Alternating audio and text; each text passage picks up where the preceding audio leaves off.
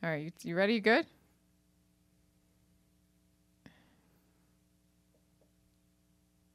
Let me get that air.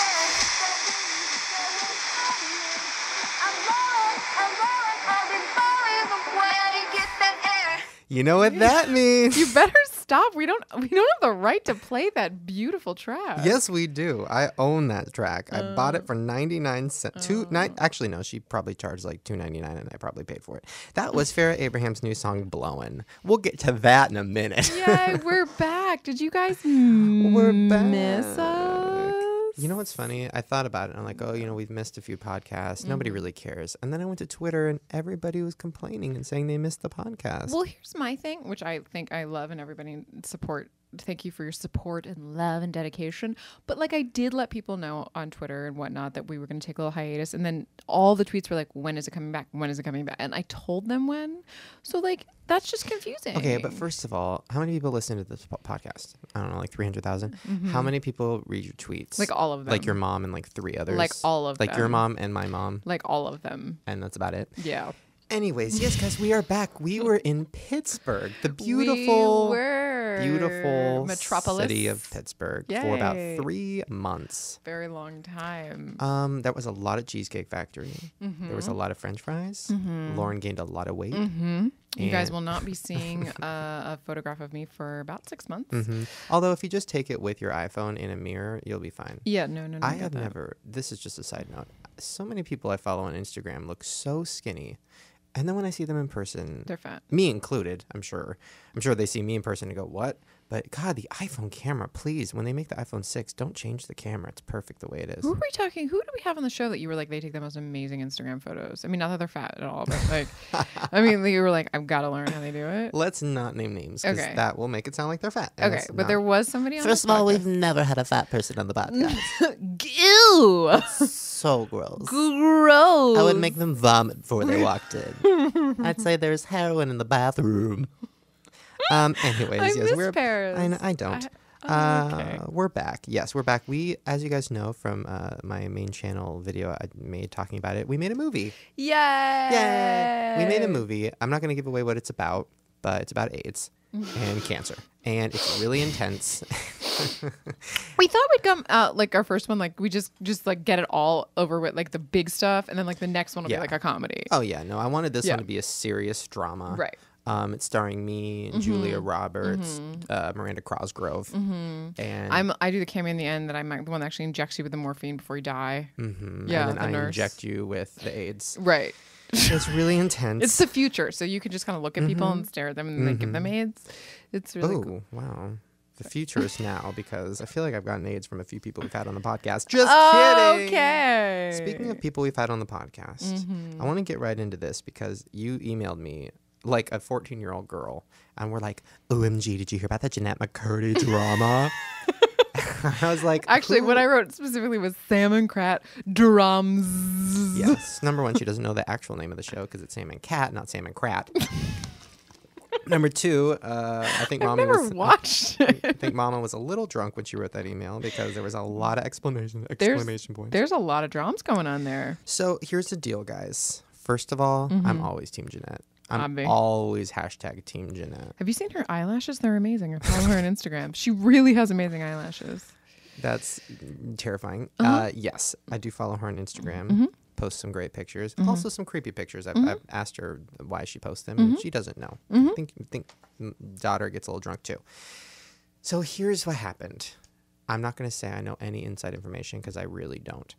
But it's coming out that Jeanette is like not getting paid as much as Ariola Grande, and allegedly, I'm guessing.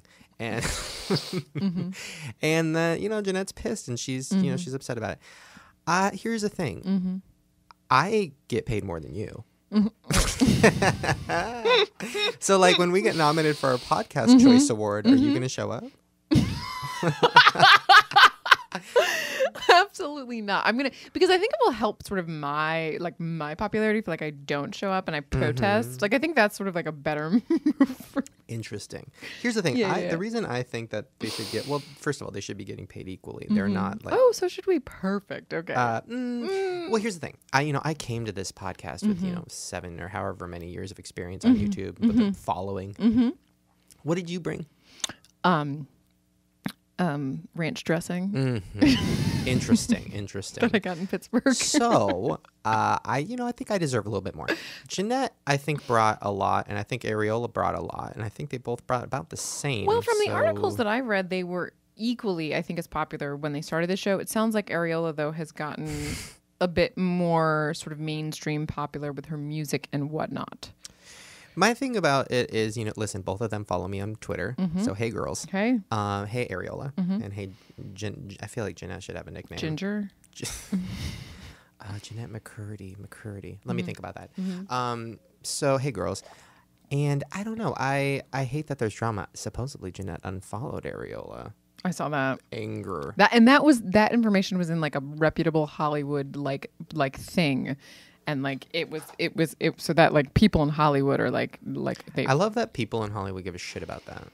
Like I unfollowed like Khloe Kardashian, nobody cared. Why?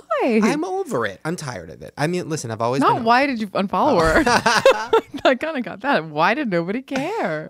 You know what though? I started hate following Chris. You did. Yeah, because it's kind of like following like a dead person. Like every time she tweets, I'm shocked at what's coming out of her mouth. Like if Michael Jackson just rose from the dead, I'm more shocked at some of her tweets. Moving on. Hashtag Team Jeanette. Oh my God! Speaking of Kris Kardashian, I had this written down. I don't know if you know this, but she has a sex tape. I do. Is it a sex tape or is it a sex like? What did they have back in the day? Like the I don't know, Mr. Director who just directed a movie. You tell me. It's probably like a sex drawing, like 8 millimeters. What you're saying? Yeah. Or no, it's like a sex sex Sex drawing that they rolled up and put on a pigeon. It was a flip book. So Kris Kardashian's sex flip book is out now. It's supposedly coming out. Well, this is Who's the thing. it with? Nobody's talking about anything other than the fact that there is this supposed sex tape, and like nobody knows who with. Nobody really has ever seen it. I mean, it's like kind of the most obvious amount of self promotion that they've tried to make up. I'm really into lesbian porn, so I hope her and Bruce made a tape, and I cannot wait to watch it. Did you see he got his neck, what's it called? It's his Adam's apple. Yeah, he got it like down. removed. Yeah. I just saw Joan Rivers do a lesbian Bruce Jenner joke on like a Tonight Show or something like that. You and Joan have so much in common. Speaking of lesbians, I have a lot in common. I have a Miley Cyrus story. Me and her, both lesbians. So this happened. I don't think I've talked about this on the podcast. I don't think I've talked about this on YouTube at all because it was right before we went out of town. But guys, I had what's the word for it? An interaction. I got AIDS from the Cyrus family, and I want to explain what happened. I almost forgot about that. God, so much has happened between I called you in a panic. You did, and I was like, this is a horrible idea for the record. I was in the middle of a Whole Foods, and I was just trying to get my chicken, and I called you in a panic. So long story short, I noticed that Tish, is it Tish or Trish? I think it's Tish, which makes no sense. Love her even more. Tish was following me on Twitter. I had a panic attack and I thought, oh my God, why is Mama following me? Is she like trying to like keep tabs on me? Like, what am I doing wrong? Right. And is it really her or is it like her people? Yeah. Right. Then I noticed that the entire Cyrus family Twitter was following me. And I was like, okay, there's definitely a problem. Because they have like a family Twitter? A family Twitter. Anyways, moving on. That was definitely some gay assistant who followed me. Like I don't think they actually run their own Twitter. Sure. So anyways, some fabulous assistant followed me. So I direct messaged them and said, hey, why did you follow me? And they wrote me back and said, we love you. And I'm like, we? And then I got a phone call saying, or no, sorry, I got an email. No, it was a phone call. I think you got a phone call. It happened like 4 months ago, so it was very confusing. Got a phone call from somebody saying, hey, this is the producer of Miley Cyrus Family YouTube channel. They want to do something with you. They're all here. We're at her house right now. Do you want to come right now? At which point you called me and I said, it's a trap. Don't go. Remember that show To Catch a Predator? Like literally I was like, I think this is a really bad idea. I don't want you to just like walk into like all Cyrus's like. No, it was to catch a YouTuber and they were trying to catch me, rape me, and murder me. By the way, it's a genius idea for a show. Side note. So of course, I'm talking to Lisa and Lisa's like, you have to go, but you have to have somebody go with you for safety. It was totally like I was one of those girls going out clubbing and I'm like, I need a clubbing friend in case I get roofied. Like I was so scared. You really I was like, don't go. So then I was, called like, the producer guy and I was like, listen, like I'm really nervous that they all hate me and this is a trap and the video is going to be like a really mean prank and they're going to like murder me or something and Miley's going to chew off my head. And he's like, no, they love you. You know, Miley won't be here. She probably doesn't love you. Yeah, no, because Miley doesn't love you. But the rest of the family loves you. And then he's like, and Tish is like, get on over here, boy. So where were you supposed to go? To the Cyrus house. Like their house? Which in like Tarzana or something? I honestly would have gone. It's just I was packing. We were going out of town the next day, so I didn't have time. So I was like, listen, like when I get back in town, let's do something big. So here's my question to you guys. What should we do? I want to have the entire clan, I'm calling them a clan. I want to have the whole clan with their hoods. I want to have them on our podcast, all of them. Miley excluded because I just feel like she might be busy. No, yeah, no. I want Noah. I want Brandy. I want. What about, who's the brother that's like engaged? Trace. I want Tish or Trish, whatever she wants to be that day. I want Daddy. I want them all. I want the dogs. I want the cat. I feel like they have a ferret, and I probably feel like they're going to be like so like the same as your family. There's going to be like so many dogs. Do you know what I mean? It's like my family, but with more money and less drugs. Prescription. But the same amount of tattoos. Same tattoos. I can't wait. I think this is going to be huge. All right. Well, if you guys want that to happen, you should tweet them and like tell them that. And then By the way, I heard from another inside source, well, just one of my old manager who listens to the podcast. Hey, girl. She was talking about she knows the Cyruses personally and said that, you know, through the grapevine, she heard that Brandy thinks I'm hilarious. Who's Brandy? She's Miley's sister. Okay, sorry. Anyways. Isn't there Noah? I don't think Noah likes me very much. But she's a sister too. She's a, I mean, yeah. Okay, she's so she's a huge blockbuster. What do you mean? Noah. Oh. They have so much in common. Okay, moving on. I want that to happen. This is something, we'll get to Fair Abraham time in a minute, but this is something I just want to cover really quick because it made me very angry. Oh, wait, before I get to that, I just want to do a quick little side note about the podcast. You know how we used to do the whole, like, who's on the show today and who is not on the show today? Well, today we have, Bo Burnham, who I'm very, very, very excited about. I'm a big fan. Big fan. I watched his comedy special again last night. I watched some Big Zach. penis. What is it? Zach something wants to be famous. Big arms. Yep. He's a big man. He's 8 feet tall. He said on his comedy special that he's a cross between a giraffe and Ellen DeGeneres. So you guys have something in common. I think you guys have something in common because that's literally how I describe you to people that don't know you. And you actually say you're a cross between a giraffe and Bethany. Okay. I'll take it. Okay. No, Bethany looks Oh great. God, I could be way worse. Oh my God. Done. And by Bethany, I meant Janine Garofalo. So Done. I'll take it. anyways, so okay, who's not on the show today is what's the woman's name from Dance Moms?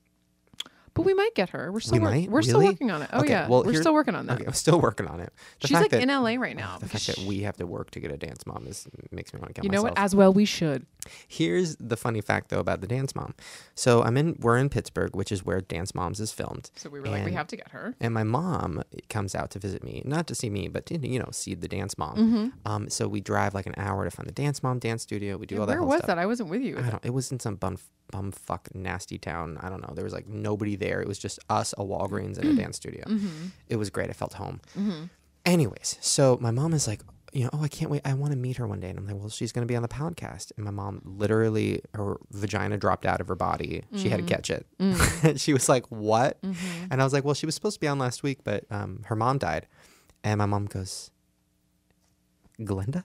Oh my God, stop I was like, what? And she goes, what are you talking about? And I'm like, her mom died? I don't know. She goes, was it her but mom's? she's been struggling all season.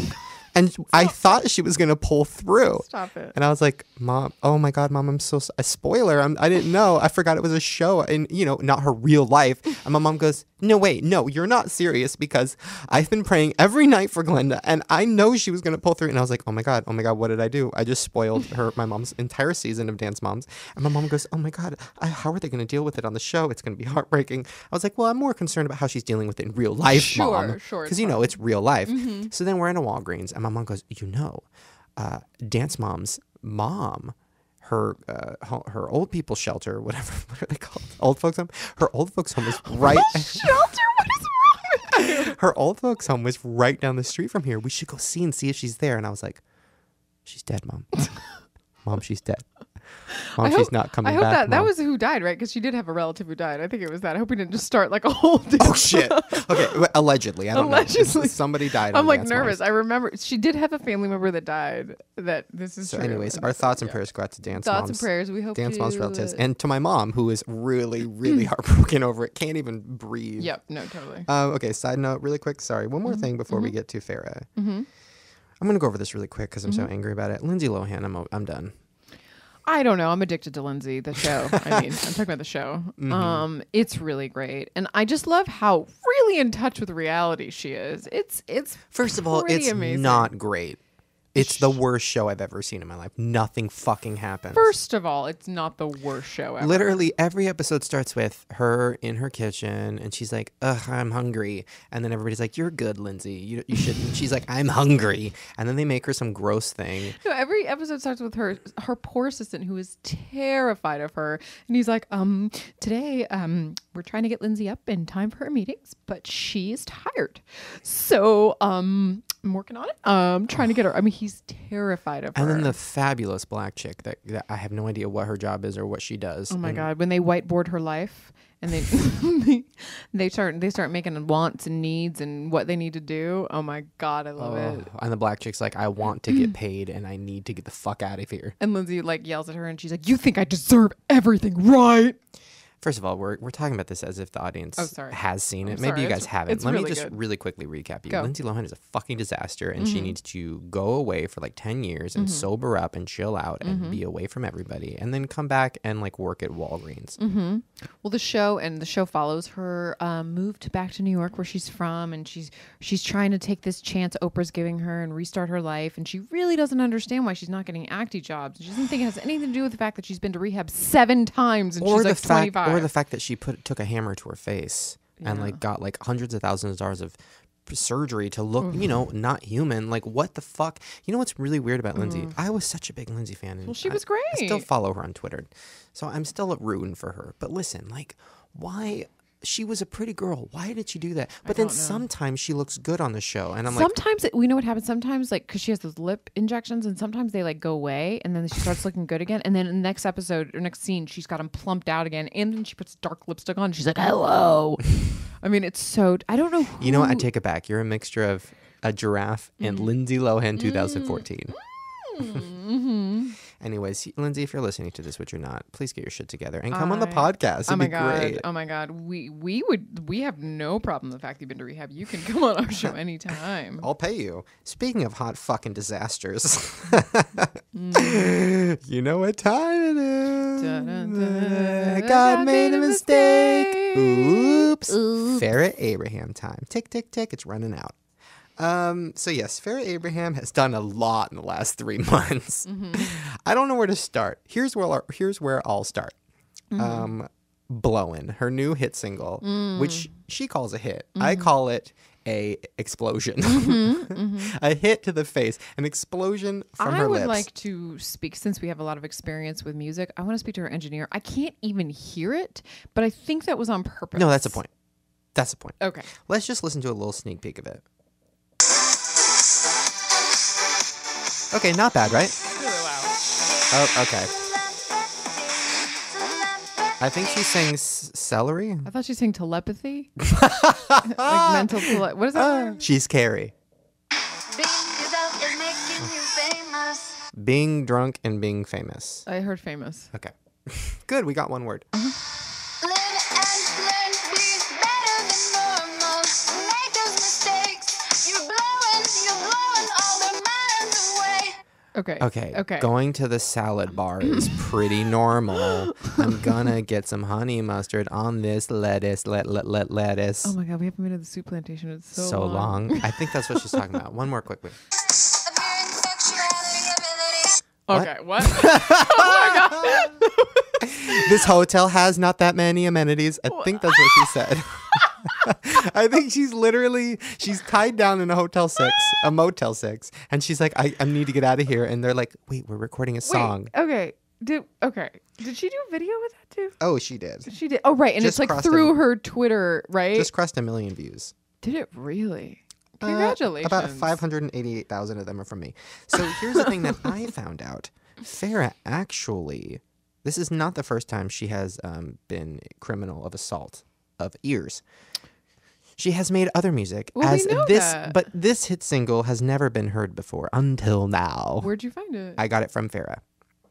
Excuse me? I'm kidding. Farrah called me and she said, "Hey, Shan, I have a single for you." This is called Unplanned Parenthood. I found it on iTunes. Shut up. I'm not fucking kidding. Shut up. Stop. Sorry, I just farted in the mic. Was that a lawnmower? Oh baby, Stop. oh Stop. baby. Stop.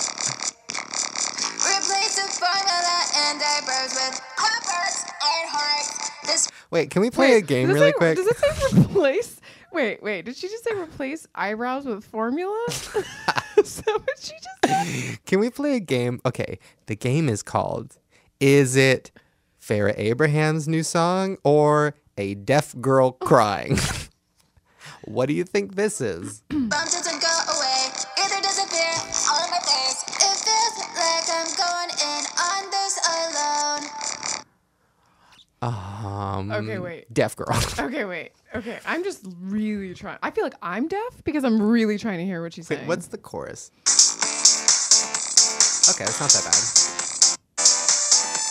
Okay. It's a happy ending, or let's do this shit. I can't be in denial, playing games. I think it's overrated.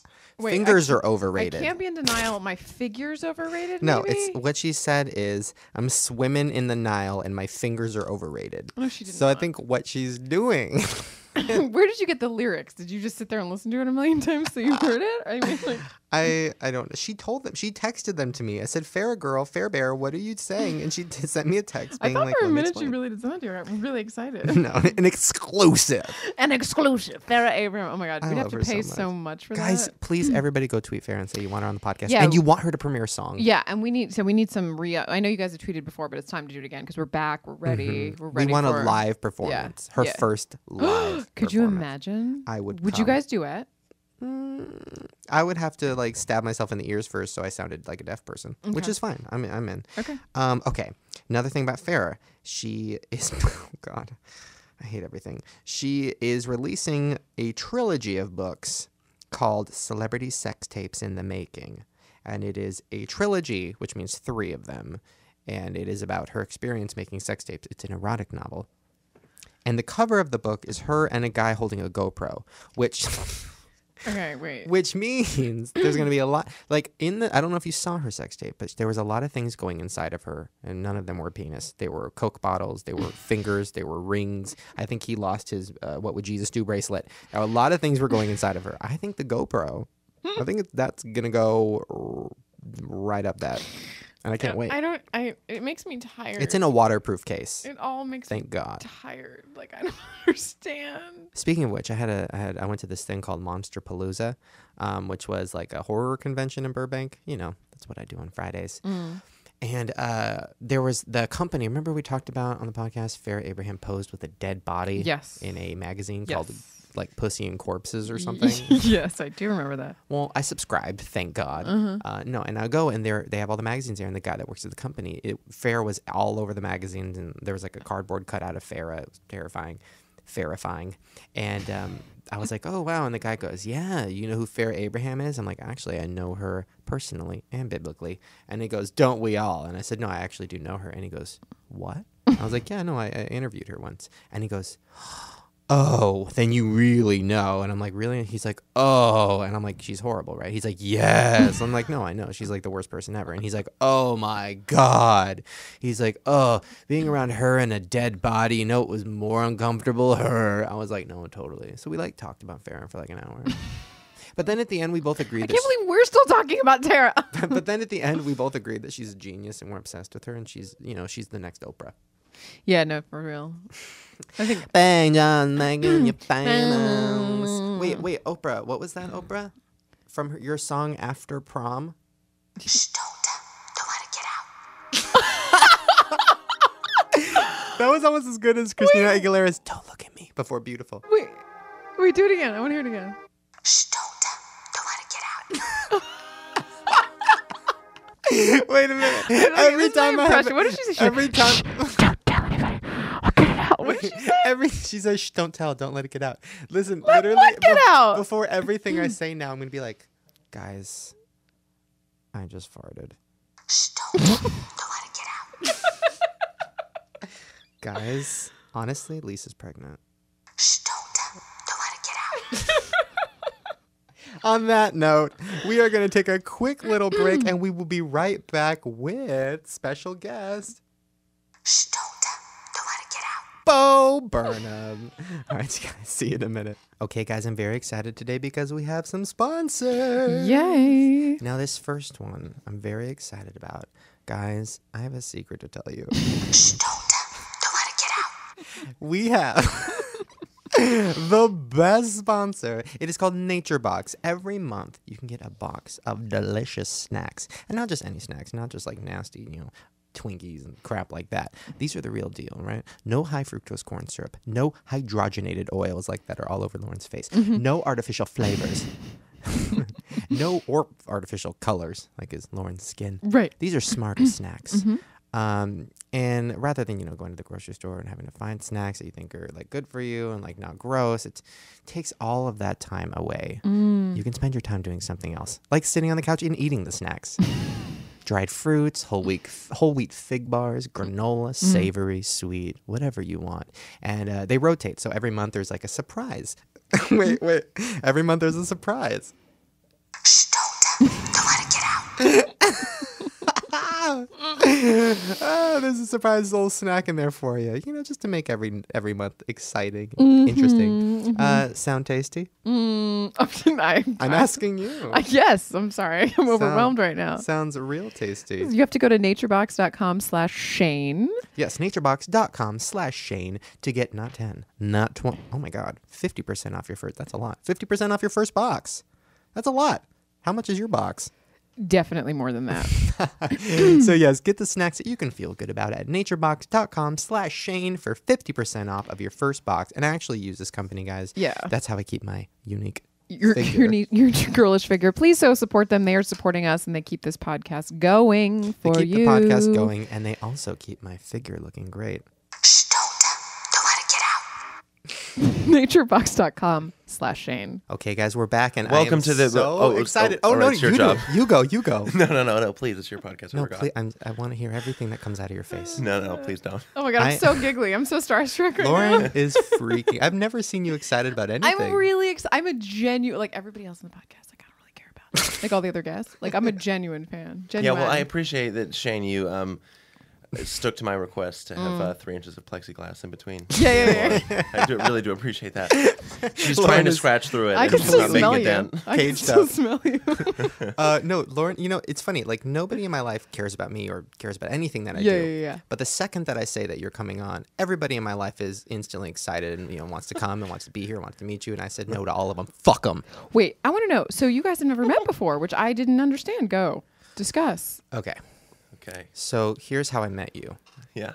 It was like 6 years ago or something, and this is the precursor. I was on like Blog TV or something terrible, and you were doing like a live show, but you were in your bed, and you were like, I think you were shirtless. I don't know what was happening, but you were That like doesn't sound right, but like blogtv.com doing a live web. Okay. doing a web thing. We were I talking- really hope that me in my bedroom think I'm alone making a blog is not when you met me without me knowing. It's like, and I was in your mulberry bush. Well, this is what happened. You were talking, and you were so mean to people. Oh, like the fans no. were like being like, "I love you, Mo. I love you, Bo," and you were just like, "You don't love me. Shut up." And you were so like brutally honest, and I was like, "Oh my God, I'm scared. Like, I never ever want to meet him. I'm terrified." Did you kind of want to be him so you could be that brutally little honest with bit, a people? little bit. Yeah. So then, literally like 2 weeks later, I was like at Universal Studios, and some kid ran up to me and goes, "Oh my God, are you Bo Burnham?" And I said, and he was like, "Let's take a picture." And I was like, "Oh no, I'm Shane Dawson." He goes, "Oh, never mind," and walked away. So I was like, "That's weird." But then I looked in front of me, and like, I don't know, 30, maybe 40 feet in front of me was you. There was like you saw this. So obviously this tall- kid had heard you were there or something, and he was looking for you, and you were in front of me, and it was from behind, and you were holding hands with a girl. Wasn't me. Doesn't sound right. Spoiler alert. And it was from behind it, and I was like so scared to go up to you, terrified, because I was like, he was so mean in that Blog TV chat. I'm like, what if he's going to be mean to me and he's going to call me like fat? I don't know what he's going to do. So I never went up to you, but I tweeted you, and then you tweeted me back and said you should have said something. And then, Yeah. I mean, I don't recall the Blog TV era. I mean, maybe I was in a bad time. I mean, I guess I was doing that 6 years ago, 5 years ago. I guess when the few times I did Blog TV, it's just such a ridiculous medium where you're just sitting there with a guitar and people are like, well, for me, and people are like, oh, you're so. So I'm like, I think the whole joke was for me. well, no, just what I shit on noticed everybody. about it though Are was we able to cuss? oh please. Okay, yeah. More. That you could yeah, Well, I I think looked of it up- myself as a nice person. So don't do think I'm I. mean to So I looked people. it up, and I was like, and this was back then. I was like, oh, why is he actually an asshole, or is this an act? Because I was like, is this? And it was an act. It said on, I don't know if you know this, on your Wikipedia page, it says that your persona is a snarky asshole, but in reality, you're a very sweet, sensitive guy. Yeah, I don't know about that. Well, I guess no, I don't know Which if my part don't you know? The nice part? no, I think you know, when I was first starting comedy, when I was probably 16, or I guess I was 17 back then when you watched that Blog TV thing, I had a very specific idea, I think, of what I thought a comedian was. And I was very obsessed with sort of being like edgy and cool and dark and offensive and everything. And then I kind of quickly learned that I think that like that sort of edginess is actually not edgy at all. It's sort of the center of what everybody wants, you know? And nowadays I've sort of found that like, I think the most daring thing you can do, at least on stage, I feel like as a comedian, is be sort of sweet and honest. You know, if you get up and say like, Jews or whatever. I'm just saying Sure. it's pretty, you know, it's pretty bread and butter for America right now. I don't know. I But will I've always been sort of, and this is where you know, I've always needed to keep a huge distance from my persona and the way I actually am, just because I have a lot of anxiety towards that and being known by a lot of people. I think it's great if you can be so comfortable with a lot of people and let people in. I think that's a real gift to some people. But for me and what I feel like I can do, I need that distance. Total. No, I'm 100% fake. Like that's my that's my goal. Is somebody asked me, they were like, "Oh, how do you deal with people being so mean to you on YouTube?" I'm like, "Cause it's not me. It's a character." And like I laugh at it because I'm like, "Yeah, Shane Dawson is a fucking stupid asshole." Because I'm Shane fucking from Long Beach. You know what I'm saying? I mean, Yeah. From the LBC. Wait, so where are you from? Like, let's go. Let's. I'm from Boston, Massachusetts, just like 20 minutes north of there, from a little town called Hamilton. Sure. The North Shore of Boston. I'm from. Yeah, and I don't think I have a terrible accent. I say like popcorn. I get that pretty bad. Wait. Popcorn instead of popcorn, I say popcorn, and that's bad. Popcorn? But like my father and my mother, everyone has a pretty vicious they're Boston like accents. Johnny fucking Damon, like those kind of. Yeah. What? So how did you start comedy at 17? How does that work? It was basically like I was sort of obsessed with stand-up comedians when I was younger. Really loved them, and I did basically theater my whole life. That's what I loved to do, and that's what I was going to go to college for before I dropped out to do stand-up. And then I'd stumbled on like Stephen Lynch and some sort of people that did musical comedy, and I thought I was taking piano at the time. I just started learning piano, so I was like, oh, let's try this out. So basically. Sort of backstage at summer theater at my high school, I would just sort of play little songs for my friends that I liked. This is back like in 2006. And then someone said, hey, you should put it on YouTube so you can like show your brother or show other people. And this is back when like the paradigm of YouTube, I didn't even know that it was a thing. Like at that time, I don't think it had proven itself to be able. So it was like the first time I heard the word YouTube is when I had put it up. And then, it just sort of started. And then I was like, oh, okay, so this is happening. Yeah. And then, it's sort of at an arm's length distance away from it because I was like, it's fun to do funny songs and stuff, but I really love theater. I really like making theater and acting and all this stuff. And I didn't really see, from my vision of it, musical comedy didn't really have what I wanted out of it. You know, I didn't want to just sit around and play dirty. And when I started, really did feel like I was just like a little kid playing dirty, offensive songs or whatever. And then it wasn't until I found other musical comedians, people like Tim Minchin, this Australian comedian, or there's a lot of amazing comedians let me know that, oh, wow, I actually can do all the things I want in theater, in comedy. You know, I can. It isn't just about sitting there playing silly songs or something. When the second you even said the word theater, I heard Lauren's vagina. I heard it lubing more. Well, so. you are the only woman in the world, I think, that has that reaction to the word theater. Oh, she's like, he's so tall. I'm he like, does theater. Theater. She's rolling up her sleeves. I mean, I'm just saying, I'm a Her fan. plexiglass is steamed up. I'm completely. it's so steamy right now. This is the part that actually like terrified me is, and I did not know this until I looked at your Wikipedia page, which is because you haven't done a Draw My Life, so I had to watch your Wikipedia.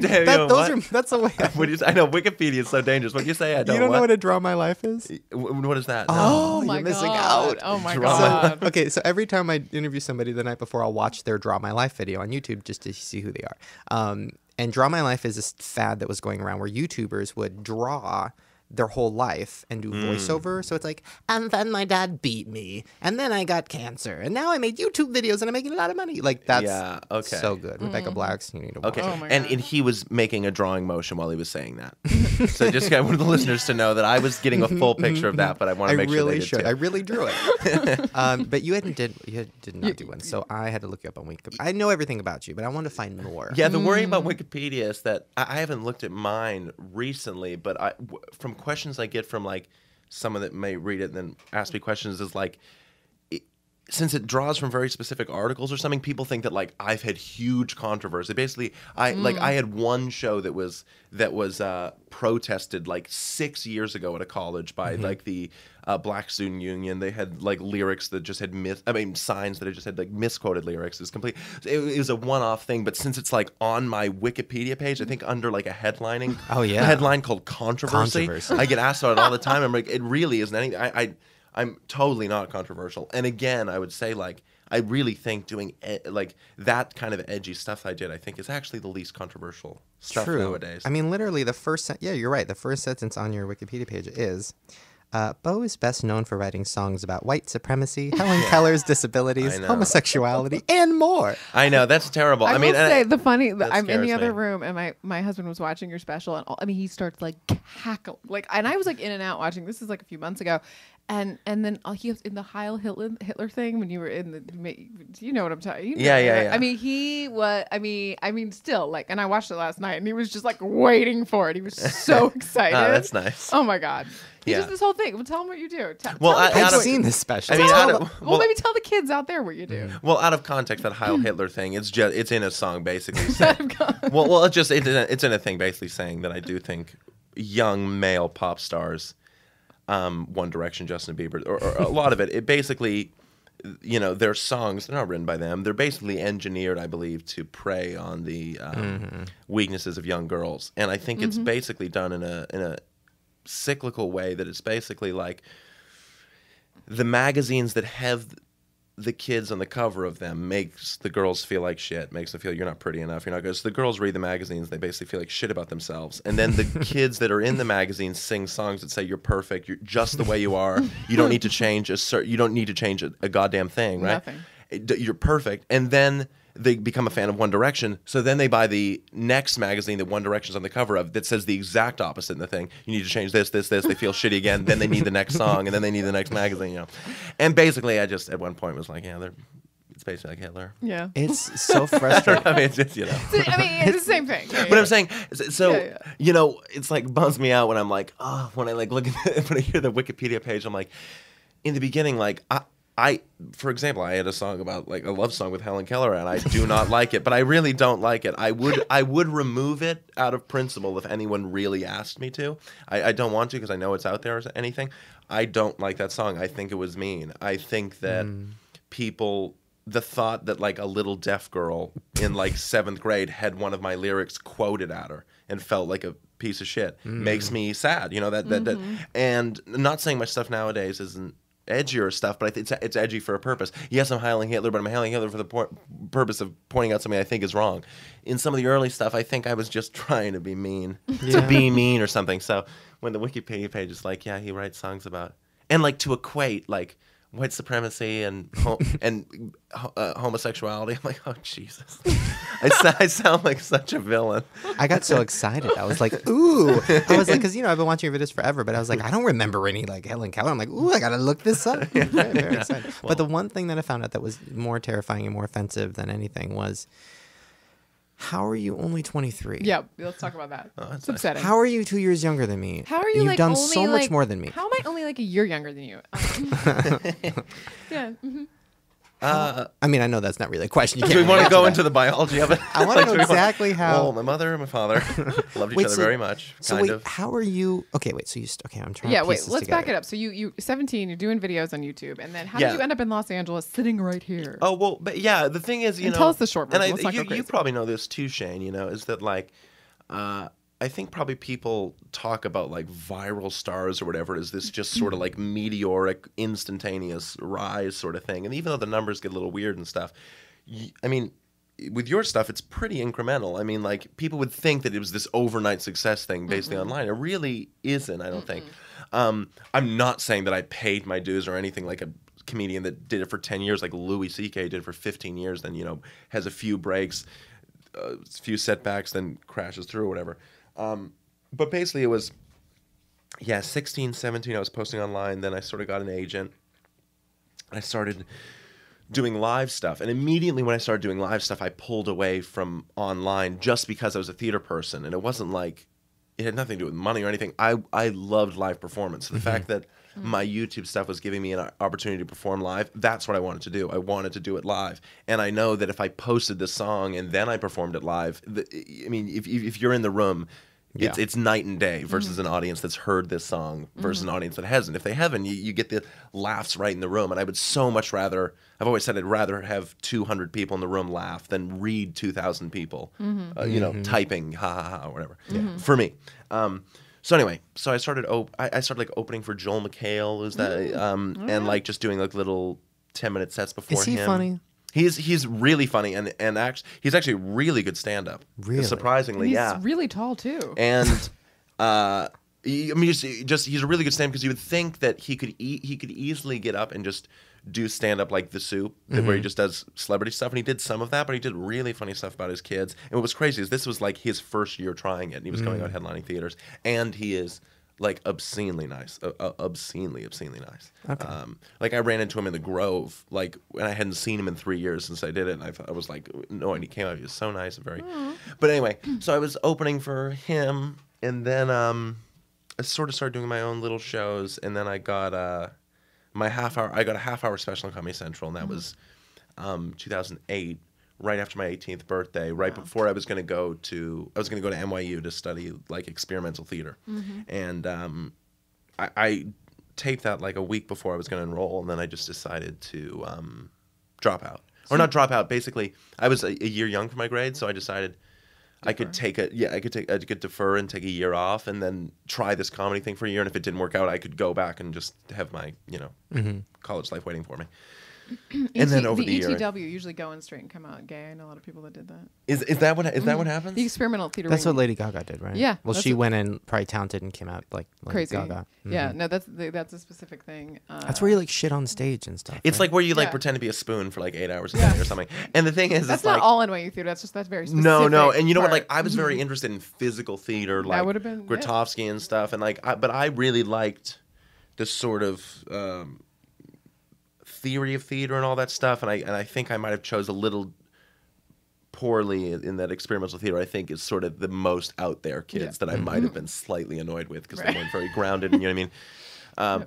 But anyway, so then I did stand up for that year. I put out a CD, and then like 2 years later, I put out my first hour special on Comedy Central. That was in 2010, and then I took 3 years off to make this new one. And oh my god. What does that mean? You took 3 years off? I mean, took this new one that just came out. It was 3 years between the last one and this one, you know. And so I was getting tweets every day from, "Are you dead? Whatever happened to him? What you know?" Were you going around the country like doing the stand up and working on the act? And Sort of, yeah. And I just kept revising this hour, you know. And Louis C.K. had sort of set up this new, you know, Louis C.K. is a stand-up, the biggest stand-up in America. Sort of made this new model for stand-up where you turn over an hour every single year, you know, and everyone was sort of doing that. But for me, I was like, I can't do that, and I really want to try to make a Your specific stuff type is of show. and your stuff is so Oh my God. big, and there's so much going on. I was like so tired watching it. I was like, oh my god, how's he doing this? Like I was like worn out. I mean, the dancing, the singing, Yeah, exactly. the lip The syncing, water spitting. the Yeah. water spitting, the bottle fell down, but he meant to do that. I was dying. Oh, wonderful. But yeah. So it was a little bit weird, and but yeah. So How did you deal with this? Is something I'm interested in because I'm hoping at some point in the near future I'll be able to cross over to the mainstream type of thing like you've done. The thing I'm scared about is there's a difference between getting a comment on YouTube that says this sucks versus getting like a Washington Post article saying this sucks. Like, how did you deal with Critics? actual reviews? Yeah, I don't think I definitely don't, and this is not me being humble or anything. I don't think I'm in the mainstream, really. I think I have a very particular pocket of people that know me and enjoy me, and that's really nice. Again, I think there's like a bit of there still is for all of us, a bit of a stigma on certain mediums that you can't really like separate. If you're doing, when my hour was on Comedy Central, it felt so much different. I felt like it was in a whole new area, even though it was no. And this last hour, I paid for myself, out of all the spare money I had. Wow. Because I didn't want to take notes from people. I didn't, so I paid for it myself and then released on my YouTube That's channel really like and on Netflix. Louis C.K. model. Like, Yeah. And except I couldn't really. Louis had all these fans where you could charge him $5, and I felt like there were people that had seen my stuff that maybe didn't like me but would like this new stuff, so I wanted to try to get away for free. It was direct to Netflix, like that's how it came out. And on YouTube in the same. Basically, I went to Netflix and I said, Netflix came to me and said we would take your new special for X amount of money, and I said, okay, but I also want to release for free on YouTube. What would you give me for that?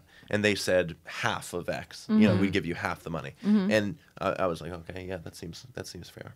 Wow. But anyway, but like the most of criticism I've had is like when I did the Edinburgh Festival in Scotland. It's a big comedy festival where people review your things. And yeah, I had some people review my show on MTV, but that's another thing. But for me, the thing is, what's strange is that, like, with everyone feeling like they're a critic and everyone, there actually is a group of professionals that are critical. And actually, like, if the right critics are engaging with you, it'll be less daunting than everything. Because criticism, I think, should be not destructive. It should be, like, productive. You know what I mean? You're looking at someone's piece of work and saying to the audience, okay, this is maybe why it does work, this is maybe why it doesn't work, this is how it maybe could improve, but this is what it's accomplishing. I mean, a lot of critics for me, theater critics or comedy critics, made me realize, oh, wow, I'm now realizing what my act is, because I couldn't pull myself out of it. But hearing someone that knows comedy really well or knows live entertainment really well and is putting mine into context, I'm now understanding it a little bit more, as opposed to critics online, which I think are just like mindless hatred or mindless vitriol, So, Although sometimes they're smart. yeah, no, but I mean, they can cut seriously deep. I mean, I said the first comment I ever read on one of my videos was "Go gadget faggot." That was the first comment. I was like, "Welcome to the internet." But I don't feel like I've read the mainstream. You know what I mean? And I not that I have a choice, but I would never want to be so big where you're written about. I mean, that seems obscene and horrible and terrible. Well, it's going to happen because you're humble about it, but you're very famous and you're going to get even more famous. Yeah, well, that's nice, but yeah. Listen, my brother doesn't know shit about nothing. Like, I mean, literally, he doesn't nice know. to say. He knows about vapor. He's really good at. He sells e-cigs. I love him so much. He knows all the flavors. No, he's really smart, but he doesn't know anything about pop culture or anything about anything. Him and all his friends are obsessed with you. When that happens, that's when I know somebody's famous. Like when my brother knows who they are and like likes them, I'm like, nice. oh, that's it. Well, because I'm as I said, a big fan. I'm still Wait, gushing. back to the one thing that I'm curious about. Lauren just won't stop talking about what she loves. I'm sorry. The MTV Very talented. situation. Yeah. No, I mean situation. I don't know why that's a situation. Sure, It's no. your show. Well, they're all Wait, situations. should we talk about you two having the same sort of love interest co-stars? That's what I was getting to. Okay. Oh my God! Yes, That's what I was yes. getting to. Okay. Oh, great. All right. Caitlin Gerard. Yeah, How do you say it? Gerard. Gerard. Go. Me and her, Yeah, no. made a little closed teeth kissing. Yeah. She had a closed teeth rule. She was very set on it. There's other types? She was terrified of me, like horrified of me. I don't know if she'd ever admit this, but she was like, I don't really do this. And I'm like, I don't know what you think I'm going to do, but I'm going to literally kiss you with my teeth closed. Anyways, I think she had just shot the show. Yeah. So of course I instantly was like, tell me everything. Oh my God, I'm so obsessed with it. Anyways, the show comes out and I really liked it. And then I saw an article saying from MTV or whoever saying that they were thinking about canceling it because the audience didn't understand that it was fake. And then it made me angry because I'm like, are people that fucking stupid? Yeah. Well, I mean, The thing is, it's like I was trying to go into it. People that don't know, I basically made a mockumentary on MTV. Mockumentary, sort of like The Office or something. It was called Zach Stone's Gonna Be Famous, and it was a show about a kid that was going about to go to college, decided not to, and use all of his money that he was going to use for college to hire a camera crew to film his life because he wants to be famous, because he just has a passion for fame and nothing else. And every week was sort of him trying to be famous for a different reason and failing. So my idea sort of was, when I had the idea for the show, it's like, oh man, what if we sold this to MTV? What if we sort of Trojan horse this concept and talked about the problem at the place where the problem is being encouraged and spread, which I think is just like an obsession with fame for fame's sake, whereas, unless you have a passion to do something and then you happen to be in the field of something that when you have a passion for it, you get popular for it or whatever. So I was sort of expecting it. It was a bit of a compliment because we wanted to shoot the show very realistically. We wanted the dialogue to seem very conversational and real. So it was a compliment when that happened. But I mean, like when we're struggling and, when I feel like MTV didn't really advertise this at all or push the show at all.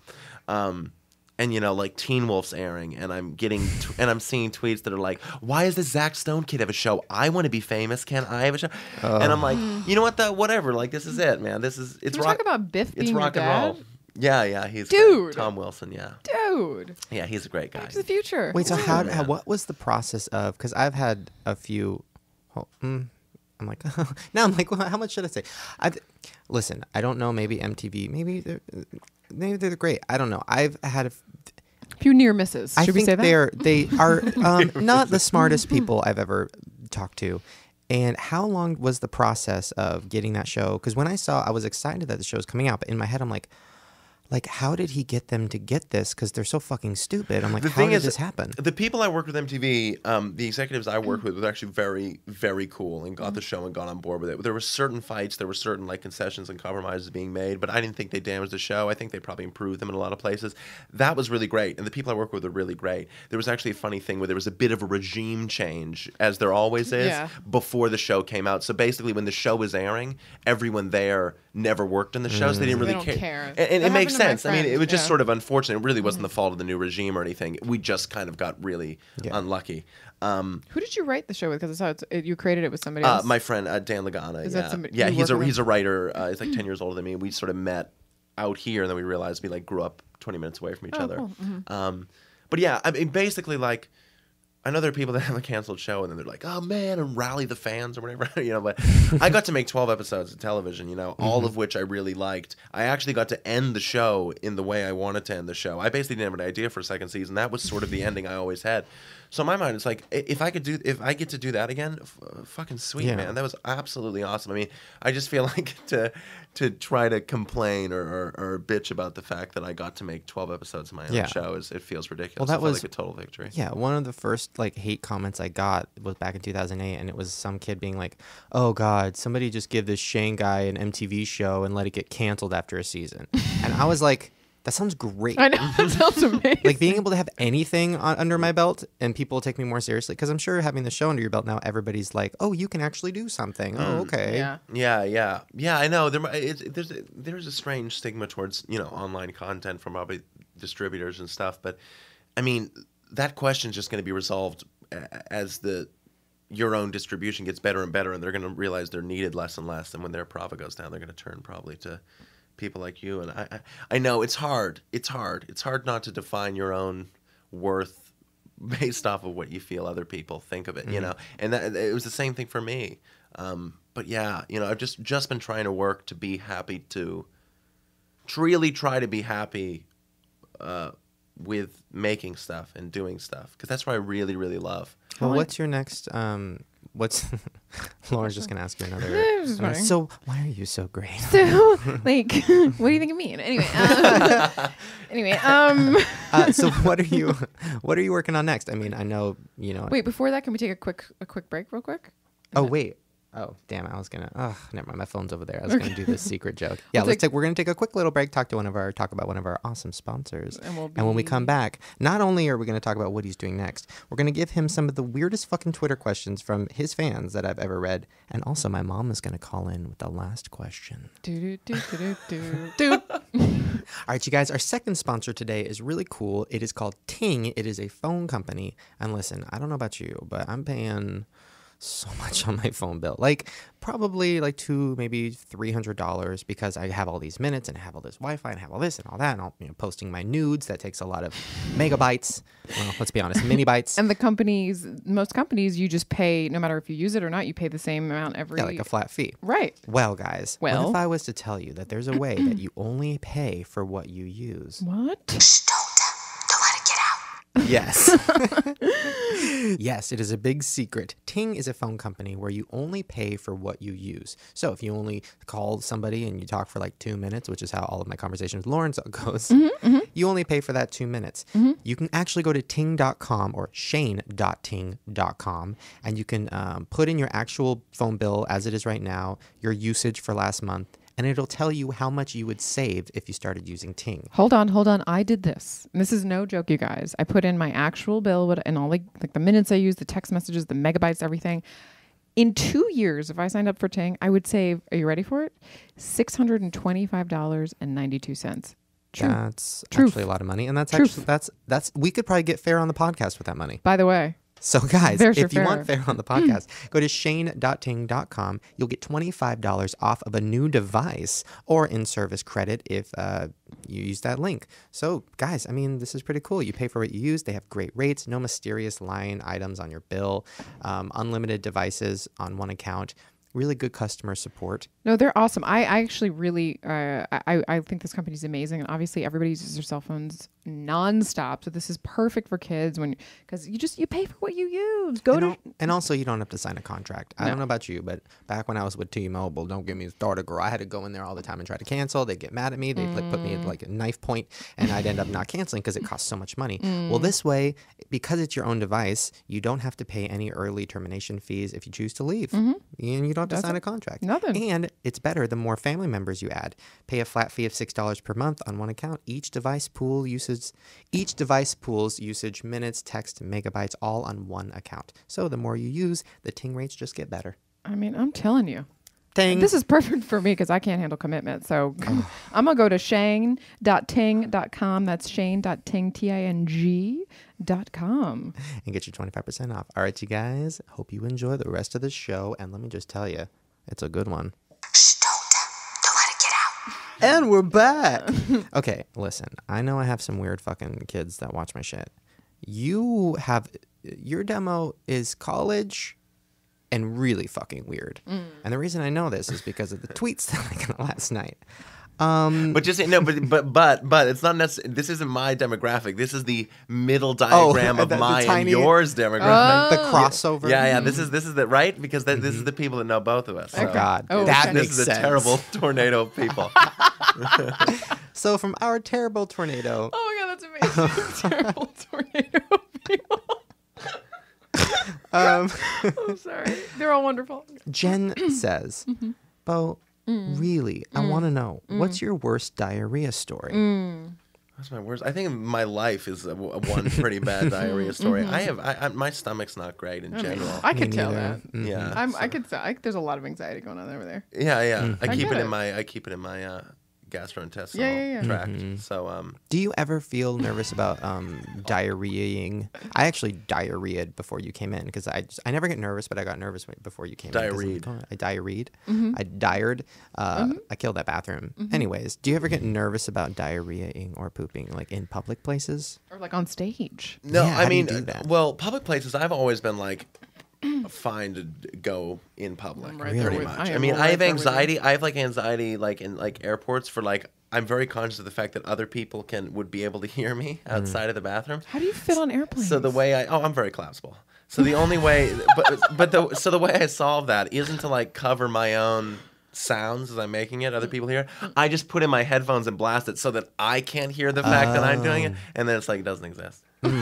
That's smart. And then on stage, for me, I've always had adrenaline where my body freezes. I never have to go to the bathroom or anything because my body is just pumping adrenaline. But I'm very, very nervous. Oh, but before then every show. right afterward, it's Well, all fucking downhill. Basically, I mean, I've had things where I've like broken my thumb on stage and really didn't know until I stepped off stage and was like, "Ow," you know. It's like that's the bad thing is like stage really is like a huge adrenaline rush. It's like I never want to do, would never do cocaine or anything because I hear what people do and I'm like, that just sounds like the really worst part of being on stage and everything. I'm just like having my heart race and being like, oh, that's not good. Don't do drugs. Don't do drugs. Maybe Just Lindsay go on stage. Lohan, we were talking about her earlier. Maybe she can just like do stage. Do stage. Just gonna be a new. We're gonna call it Do that. stage. Yeah. Do stage. Do stage. Yo, baby, you done stage? Okay, well, Yo, this girl, is a new you viral own campaign. stage. Do stage. Bo Burnham. #. This is a question from Oham, and it says, and this is all caps, by the way. Okay, good lord. I'm in some crazy dude's dental office and his niece is trying to bring me home with her. Help! What should I do, Bo? I'm in some. By the way, that was 8 hours ago, so sorry. I also like that I'm in some crazy dude's dental office rather than like I'm at the dentist. So I think that means that she's probably not getting work done. She's just at some crazy dude's dental office. This guy has multiple offices, one of which is a dental office. Yeah. If you got time to tweet, You got to. Then you're fine. yeah, you're fine. Help yourself. I agree. Jeffrey wants to know, what is your favorite type of potato? With like 10 question marks.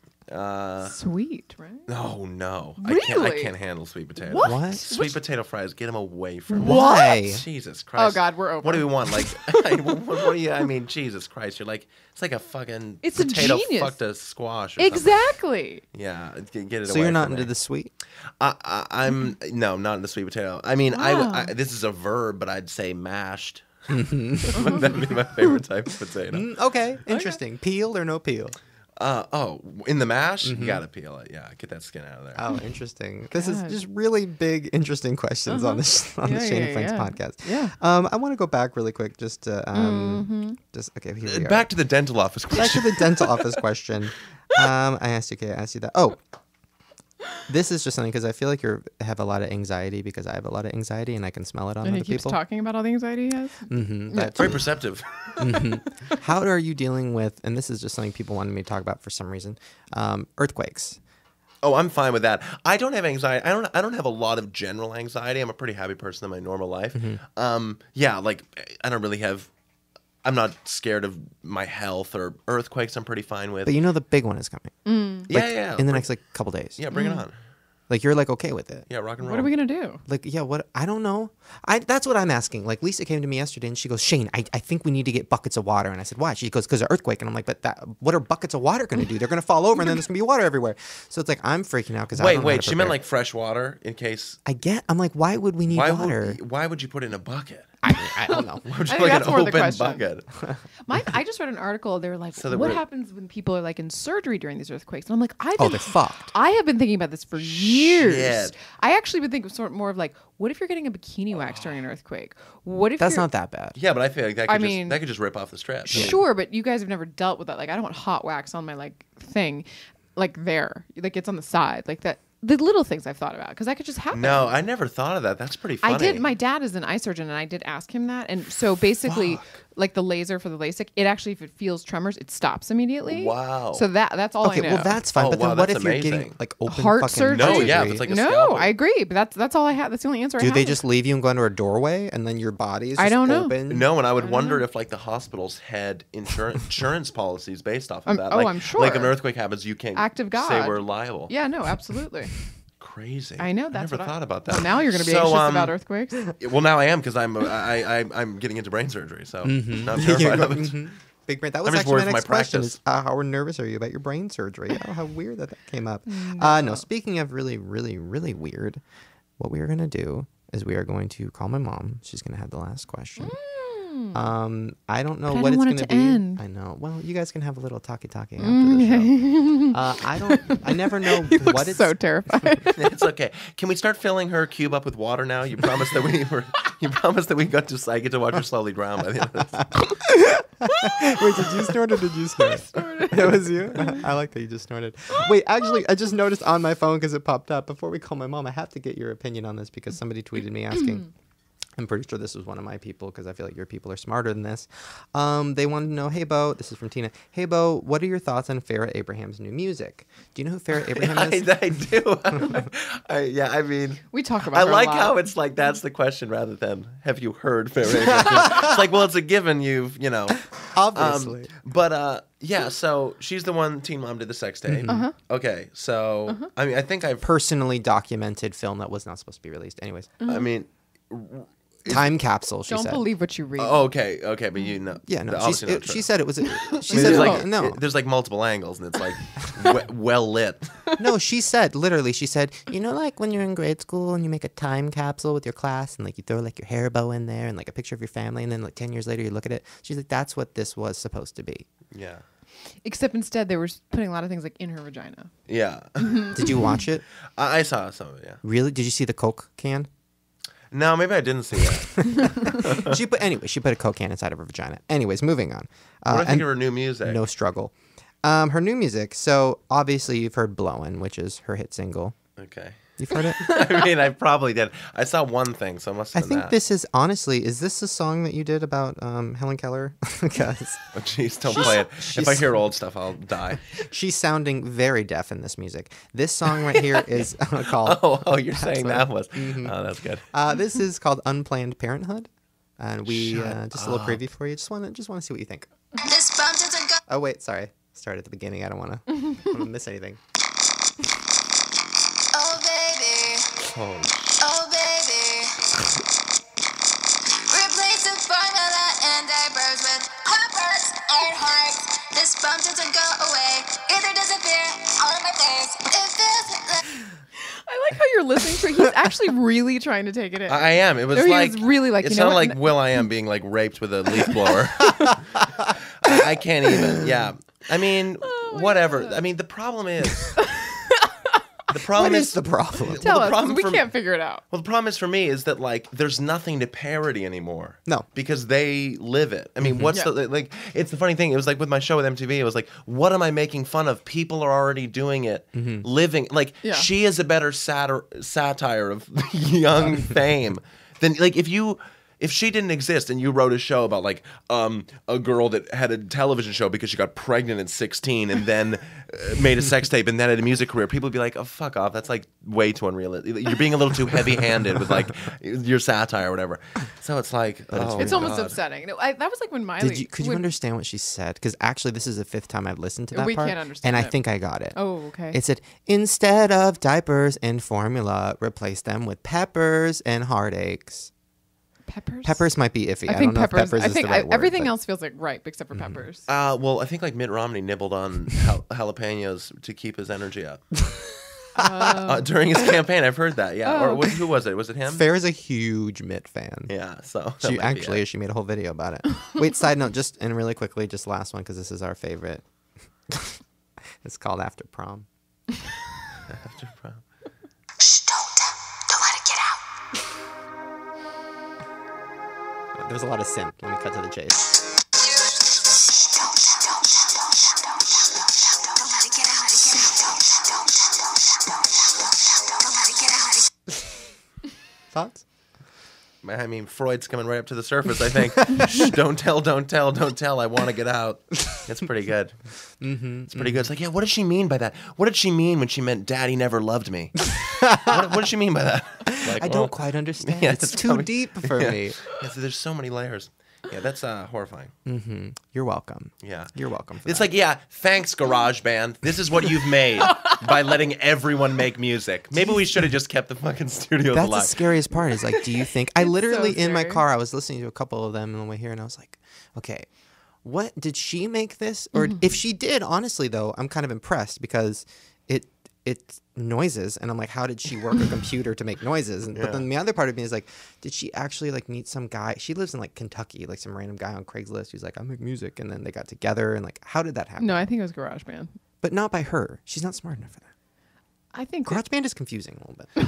I mean, but the thing is, it's hard because it's like, she was like a fucking 15-year-old mother, 17, and then gets fucking then gets famous for that, and probably everyone's like, her boyfriend died. You fucking whore. Oh, really? That's Yeah. crazy. And like, you fucking whore. And then she goes, and then and then she does this. She's a whore, and now she does her music. It's all just so sad. She made a mold of her vagina. I don't know if you know about that. There's a video of it online of her making a mold of her vagina for her sex does toy. not know about that. Why would he care? Because we know doesn't about that. know Yeah, about The see, world knows about I don't that. really think that really makes sense because when people say that they make like cast of their dick, for like whatever, that makes sense to me because it's like it's a in theory a hard dick, so it's like it would take the foam, Yeah. But I feel like the detail of a vagina wouldn't be. You'd have to like laser scan it and do a 3D print of Right, it. right. But if you put like a cast on it, Right. it's gonna smush the detail. Yeah. Anyway. I think Farrah has a And that is lot the of detail. last thing we want. There's a lot of detail. I don't want to smush that detail at all. I want every crevice. I feel. Oh God! I just got an image in my head of you plastering your vagina. Okay. Anyways, moving on. All Speaking of right. vaginas, have lots of detail. We are about to Okay. call my mom. Jesus. Okay. How should I Do do you wanna this? I'm hear, gonna hold switch on. with We're you. gonna switch. Hold on. This Hold is on, guys. really okay. Hold on. Really technical. Oh, it's so weird when you take it. What is the switch? You need to. We don't have. We do the call on the actual phone, and Oh, and you plug it in. and then we no. It's just that so she can hear you. This is really everybody's seeing Technical the guys. behind the Oh, scenes. right. Oh, okay. Yeah. No, it's totally. Yeah. Okay, get close. What if I was like, Mom, what are you doing? She's like, getting a cast made of my vagina. What are you doing? Just trying to get the details What if you right. were? She's like, "What are you doing?" And you were like, "Samesies." Just me and Bo hanging out. Okay, here we go. Is your mom out here? That's nice. It Where's is. your mom? Far away. Far away, other side of the country. How long did you live in LA? 3 years. Oh, how's it going? Yeah. Honestly. Oh, here we go. Does she know we're calling? She knows. My mom knows everything. Little details. Mom. Yes. Okay, I'm calling you from the podcast with special guest, comedian, YouTube extraordinaire, Bo Burnham. Hello. Right when you said that, the dog barked. What? Oh, I have that effect. Oh, Bo Burnham. Hi, Mo. How Hey. are you? Good. How are you? It's nice to talk to you. Good. It's great to talk to you. This is you're hysterical. Oh, thank you so much. Your son is wonderful as well. Well, Shane always asks me to ask a question, and Okay. your sense of humor is really similar to Shane's. Yeah. And have you He's guys, deeply like, offended. Did you guys talk about that? We did talk about that. Yeah, we talked a little bit about it. Well, I think what we really talked about was he said, back when I was first starting out doing a lot of terrible offensive humor, and then I grew up, and I was like, yeah, no, me too. Except for I haven't grown up yet, and I'm still doing that humor. No, that's not true. Well, I guess what my question would be was, because it's so similar, did you have a similar background growing up as Shane by any chance? Well, what was Shane's background? You tell me a little bit of Shane's background, and then I'll tell you a little bit of mine. Oh God. Well, that might take too long, but... Well, By I any think chance- Were you 500 pounds? No, what I think was probably similar is, my family is like, all we do is sort of joke. I mean, that's sort of the thing. It's like at the dinner table, it's a bit of a vicious fight for who can joke with each other. So I think I became so comfortable with comedy at an early age that I feel like I immediately had to start pushing the envelope. Yeah. And that's probably similar. And our dinner table guys- was a fight for food constantly. Oh, great. Yeah, so, Perfect. There you go, Mom. Okay. And Mom, he's also really, really religious and single and 8 feet tall and actually 45 years old. I'm throwing all these things out there, just letting you know. Well, I would have to say, Bo, that your material where you do God's perspective, it's hysterical. Oh, thanks a lot. Oh, that means a It's like lot. you would be a really good preacher. Oh, thank you. That means a lot. Yeah, I think so. It would actually be interesting. You should read his Wikipedia page. That's nice. Anyway, All I'm right, so glad Mom. you got to talk to you, honey. All right, Mom. Good to meet you. That's very, very lovely to talk to you. Oh, thank you. All right. See you on Tinder. Love you. Okay, okay, honey. Bye-bye. It's funny because she probably knows what Tinder is, and she's probably on it. She's a sweetheart. Are you very religious? No. Two things. Two things. One of which, the first of which is it's funny that she said the God thing. I think it's really sweet. Is your mother religious? Because my mother's religious. Yes. Mm-hmm. Yes. And what I think is nice is that I'm personally not religious, but it's nice. Spiritual. Or spiritual. No, but that song I was hoping would be like, I was trying to write something that hopefully little atheists and people like my mother could get together and sort of agree upon. So it's nice that she said that, because I did, I don't ever want to, make people feel like I think they're idiots or stupid or anything. So that, so it's nice that she said that, because I don't think she's wrong. I think she totally gets it, And I think Christians are a big audience. I mean, the fact that I literally looked at the box office the other day, and like the number 2 movie was a shitty fucking piece of shit movie. Oh God, with It's like Not Dead. Dean Cain or some horrible person. Yeah. And it What was like movie? It's like listen, I'm Christian and I love me some God, but I mean, what the fuck? Like the worst piece of shit movie ever. It made like $100 million because God's in the title. Yeah. Wait, what? I haven't heard of this. What's it called? Because you're not Jesus. It's true. You're not Jesus. I don't do Jesus. But basically, I happen to I don't personally believe in God, but my I thought you were gonna say I happen to know the people who made that movie. So I personally don't believe in Dean. Did you Cain. see the Louis? Did you see the Louis C.K. opening for SNL when he was talking about the people that atheists who were like, there is no God, and he's like, really? How do you know? Yeah, it's pretty amazing. He's like- No, he handles it pretty amazingly. I mean, I don't want to get into this talk, but like, what would I? How do you know that there aren't leprechauns? You know what I mean? It's not really on my. But my point is that every sort of atheist comedian, I don't think myself like that or whatever, is stressing the points that I don't think are important. I don't think people are dumb. There are people much smarter than me believe in God.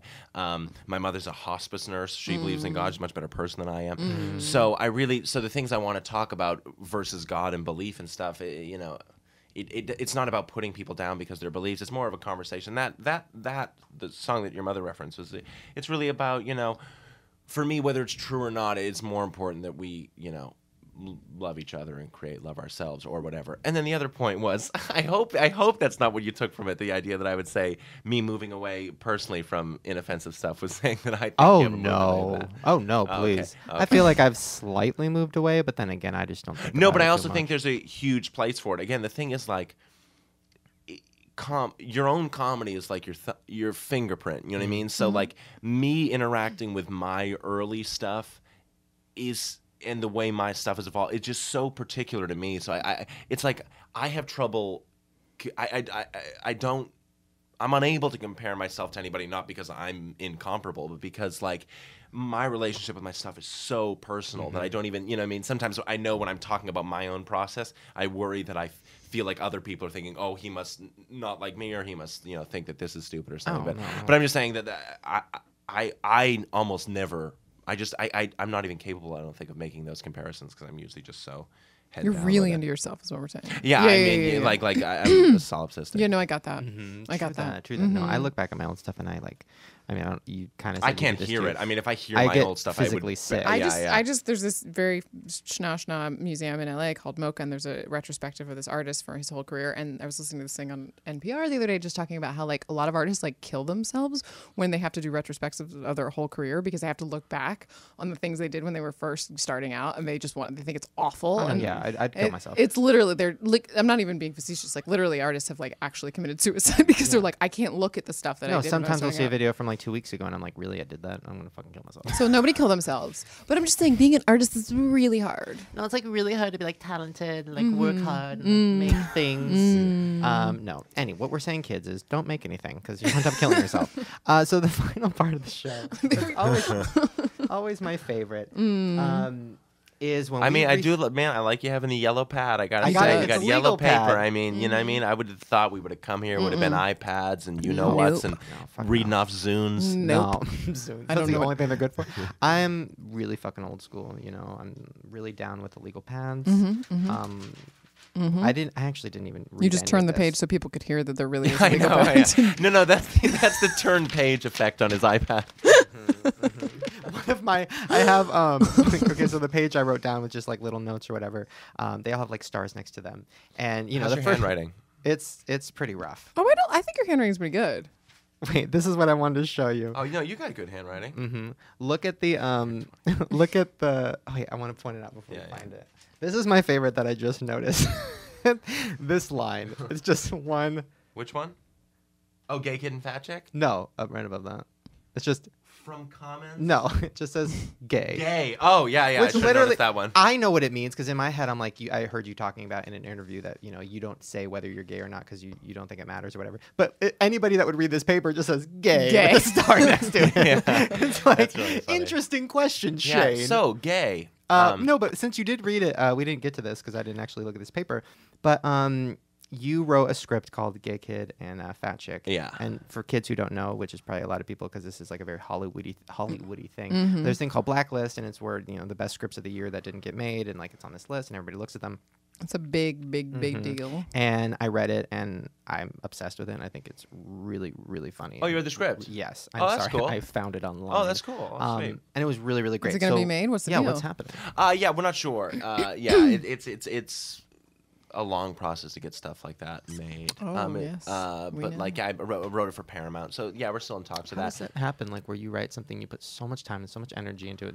Like for me, it's hard because I'm so used to the YouTube world where you write something Exactly, and you make it yeah. and that's it. Well, that's the thing, and I've been spoiled with that. As a stand-up too, it's like, but it'll be my greatest strength going forward, and yours too. I'm sure it's like the fact that like you kind of learn to do it on your own, and the fact that like you don't even know the idea of not getting just to do what you Exactly. want, kind of. I mean, I know that sounds crazy, and when you find out the other, I'm saying when I did find out the conflicts of that, it hurt a little bit, but no. But the thing is, like, they hired me to write a script, so from the beginning, I knew.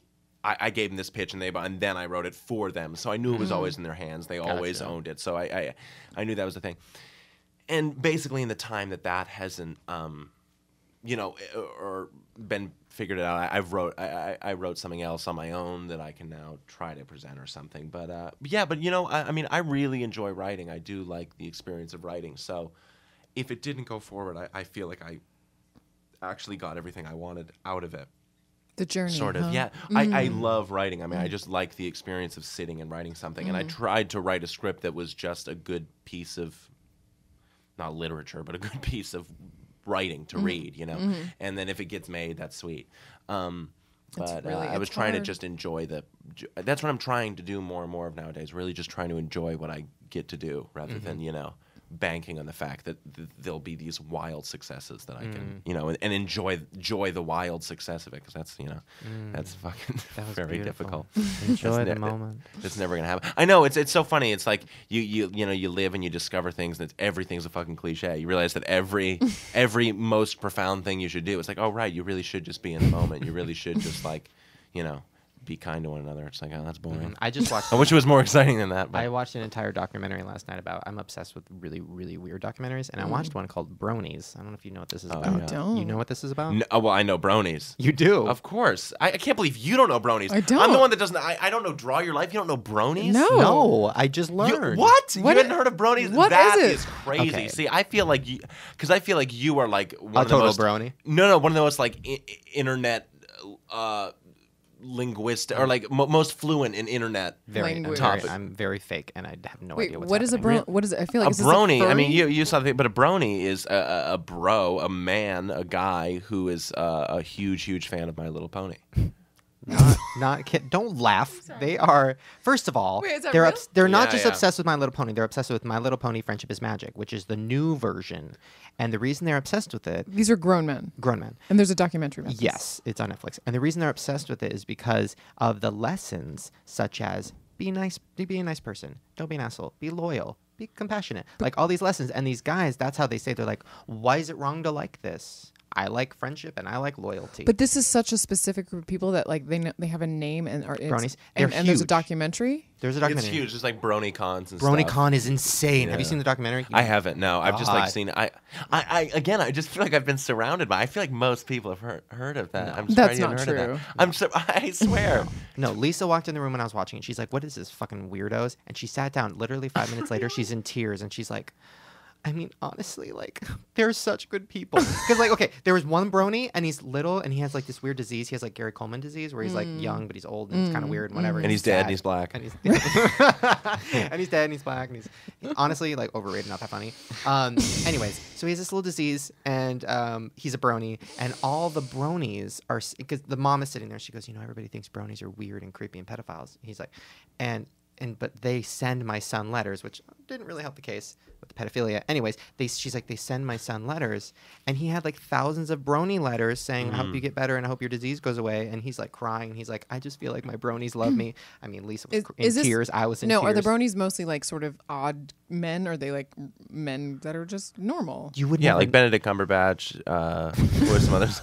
No, but like, I think for me, like what I think it exposes, which I think is true, is that it's like fandom. You know, it's an interesting just sort of theory of fandom. Or it's just like, it's a lot of the times, which is good, it's like sort of an arbitrary excuse to gather together and be a community and support each other. And that's probably the more crucial thing. Like, who cares if it happens to be My Little Pony, if it's a bunch of, or if it's like, I mean, isn't My Little Pony just as arbitrary as like the Dark Elf level 7 that has or the Steelers, or the, I'm just saying, it's interesting. It's interesting to see how I think that stuff Shane and comes I have together. talked about this. It's like neither of us are like the type of people that would get to such a fanatic level with people, except for me with you, of course.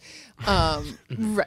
But I mean, it's like, I remember I'm a little older than you, at like a New Kids on the Block concert when I was really young, and everybody like freaking out, and me just looking around being like, well, what is your problem, everybody? You know what I mean? Like, there's certain levels to it, right? I don't want to. we're fine. Oh, every time Lauren talks, I look at my phone. I'm sorry. Okay. I don't feel like I don't want to waste. No, when time you talk, things. the phone goes away. No, I wasn't saying that. I was just looking at the clock. No, you're fine. Well, I think there's different levels of fandom. I mean, that word is strange because, I just know as I grew up, at different ages, you relate to artists in different ways. I'm probably not going to say this well because I've never really thought about it, but so there's something. As someone who feels like they're on the for a small group of people on the other side of it, where you might have some, I see that there's a very big difference between like a 13-year-old that loves my stuff and a 16-year-old and a 20-year-old and a 30-year-old. Like they're all very, very different. And me, I was obsessed with people when I was young and 13, and now I am obsessed with certain people. John Grant is like this singer-songwriter that I'm absolutely obsessed with. But for me, it's a very like specific sort of like emotional, intellectual relationship. Wow, you've really challenged the way I think. You've sort of shaken my work. Like you've shown that you can, as opposed to when I was younger, I might have just been like, oh my God, it's Steve Martin or whatever. But it's hard to. I think it's very psychological. I think it's very strange when it becomes communal, because I think that's the difference. Like I think you guys could probably get obsessed with people and like be big fans of people. Oh, sure. Wendy But there's something, Williams. there seems to be a difference between that and a brony, and when they break off and become separate. You know what I mean? Like when like Beliebers or whatever. Like, really, I'm not putting them down or anything, but Beliebers almost seem separate from Bieber in a sense that like Bieber could say fuck you all tomorrow and we would like stay Belieber, like but you know what I'm saying, like like at a certain point it seems not to be referencing him anymore, right? No, that's you know what interesting. I mean? Yeah, no, I get it. I get very confused by that, No, but I don't get confused. I'm like, oh yeah, just like excuse for people to be able to reach out for each other, out to each other and have friends, and like write to each other. I mean, I just have friends that like made best friends with people on the internet chat, on the chat form of some band they were obsessed with. So they were obsessed with some band. They would go in the chat room every night, and now they're best friends with some kid in Germany, and they go visit him every 6 months or something. So like so the band was just kind of an excuse to meet people of similar interests. You assume, oh, you like this, you'll probably be more like me. You probably won't be as scary as the kids at school. My parents, like Taken, like you're gonna go to Germany to like. Yeah, well, that's a To a BronyCon. But if you think about that, I mean, but if we're all just like looking to try to get out and connect with each other. And I'm just thinking like with a brony or something. I mean, I don't want to like over theorize or something with these kids or something. But no, the idea that like I'm a guy that's maybe a little more sensitive than other people, and I'm the type of guy that would feel comfortable liking a show about little ponies. And that's probably like the complete distillation of why I'm bullied and tormented in my life. So if I can find a bunch of other guys, like if you're willing to be a fan of My Little Pony, I'm probably like, we're already on the same level. We're already friends in a way you're already like my ally in this world in a way that other people aren't, you know. So you're gonna make me cry again. But see, and this is another. This is like the Will Wheaton speech he just gave at like not Comic-Con but another thing. Did you hear about that? Talking about nerds. Oh, I heard a little bit. It went about viral. this. It was so good. Will Wheaton was in Stand By Me 100 years ago, and I used to fantasize that he would come rescue me in school when I was like in second grade. I'm like not kidding. And he did a whole thing. This girl was like, were you ever like called a nerd? And he was like, of course I was. And then all of a sudden it sort of ended. It was this whole great speech, and he was just like, and I'm just letting you know, you're in a room with like 50,000 people that were all called nerds, and we're all doing great. And it was like this whole great thing. Yeah. Oh, I loved it. No, it is nice. The other side of that though that I haven't really enjoyed is like the Glee angle of it, which I saw like Glee did this song about like you're a perfect snowflake, whatever the fuck, and the song was basically like you're gonna be pumping my gas in 10 years, so whatever, like you may bully me now, but you're gonna be pumping my gas. And I'm like, well, that's just like so we're just passing the bullying on to adults, like so you may be calling me a faggot now, but I'm gonna be calling you a poor asshole. And I'm like, oh, that's not nice. I mean, like, so you're just gonna be, don't worry, I'm gonna get to be the asshole in 10 years. You know? but that's, I guess what I was saying about the fandom stuff is like, that's why I get so confused when bigger people, and I do actually like Lady Gaga, and I think she's doing some actually cool things and saying some interesting things about celebrity. But when they're all like my monsters and like, don't you kind of get that you're just kind of an art? You just happen to be the chosen one to be the big one, and everyone's gonna gather around you. But it's so, because I feel like that's the easy way. Do your fans have a name? I don't know. I try to, the funny thing with my fans, it's such a weird word because again, it comes from like fanatic, so it sounds insane. And I really do think like these are people that like my stuff and spend maybe 0.1% of every day thinking about me, But the thing is, since a lot of my show I talk about these sort of things, I sort of make fun of fandom, and I say things, like my fans will say things like, "I love the idea of you," or I mean, like it's sort of funny that they'll kind of be ironic, it's weird. It seems like so they don't have a name, is what you're saying? I don't think so. I mean, I said Bozos in a song, and they call themselves that. I like Bozos, but I don't know. It's like I like it seems a little yucky to me, but I think it's beautiful. great. Mine I love are Dawson whores. I don't know how that happened or who made that up. Or I would call doesn't rhyme. How about Dawson's Creeps? Like Creek. I like that. Dawson's No, Creek. that's where I got my name from. We got it's it. perfect. We got it. Okay, we got it. We got it. Anyway, Speaking of the Dawson's Creeps. Now for the best part of the show. Well, second best. Lauren creaming her pants over Bo is pretty great. Your mom's up there. I think it's got to come out down to third. Okay, third best. This is where we read comments from sdarmy.com, and I read some of my favorite comments that you guys wrote. This is from Epic Board Person, which explains everybody that watches my videos. It says, why does this keep happening to the Shane and Friends Wikipedia page? And they posted a picture of the page and what it says. It says, as of today, the 31st of March, Lauren Schnipper has been kidnapped by an anonymous person which the police has not captured yet. Shane Dawson is still uploading videos daily. And to be quite honest, he really doesn't give a fuck about whether or not they will find her. Due to her disappearance, Shane wishes the best for Lauren Schnipper, also known on Twitter as Schnipstar, to reappear. But for the Shane and Friends audience, they hope she does not. And they dry heave every time they think about her horrible voice. The end. Oh, thank you, Epic Board Time. And there's no source. So, I don't know how that made it on Epic Wikipedia. Board Guy. No, he didn't write this. He's just showing. No, it. he just let the world. He just bring it to our Wikipedia, it facts. Yeah, that's what I've heard. Do you know what I mean? And this is my other favorite. This is from SDUK fan. It says, "Hey Shane, just wanted to leave a comment about the podcast. I love it. It got me through some really tough times where I was really, really nervous. Like the time recently when I was traveling on the train to London to meet Max Joseph of MTV's Catfish." He's my hero, and listening to your podcast really helped calm me down so I wouldn't pass out when I met him. Thank you, Amy. That's nice. I mean, full circle, but that's what we were just talking about right there. I'm really curious as to what could make you that diehard a fan. He's the white-haired one, right? Yep.